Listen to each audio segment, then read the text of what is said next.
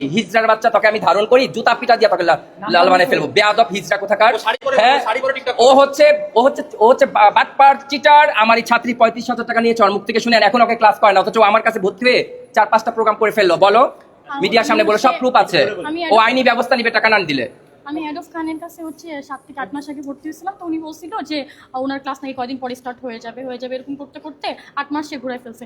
আমি মাঝখানে যখন দেখছি যে অনেকদিন হয়ে গেছে তার ক্লাস স্টার্ট হচ্ছে না, আমি চাইছিলাম যে আমার টাকাটা ব্যাক নিতে। ইভেন আমি তাকে ভালোভাবে বলছিলাম যে হেড অফ ভাই আমার টাকাটা আপনি ব্যাক করে দেন, আমি আপনার কাছে ক্লাস করবো। স্টিলও আমি ভালোভাবে তাকে বলছি যে ভাই টাকাটা আমার ব্যাক করে দেন, কিন্তু সে আমার টাকাটা এখন স্টিলও ব্যাক করে ব্যাক করাটা ঘুরাচ্ছে। প্রুফ আছে যে আমি যে তাকে পেমেন্ট করছি, তার সাথে কথা। কয় মাস হবে এটা? কয় মাস? ভাই 8-9 মাস হয়ে গেছে। 8-9 মাস 35,000 টাকা সে দিয়েছে অনেক কষ্ট করে এই মেয়েটা, কিন্তু মেয়েটার টাকাটা ফেরত দেয় না এই ধান্দাবাজ ভণ্ড বাটপার।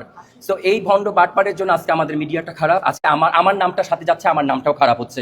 যে রুমিকারিও মনে এর মতো, কারণ কি এই দেখবেন যা করে, নাচ পারে না, নাচটাকে ব্যাজ্যতি করে ফেলছে। আমি একজন নৃত্যশিল্পী, ওর কত বড় সাহস, ও ক্লাসিক্যাল ডান্স কোর্স করার কথা বলে নাচটাকে ব্যাজ্যতি করে ফেলছে।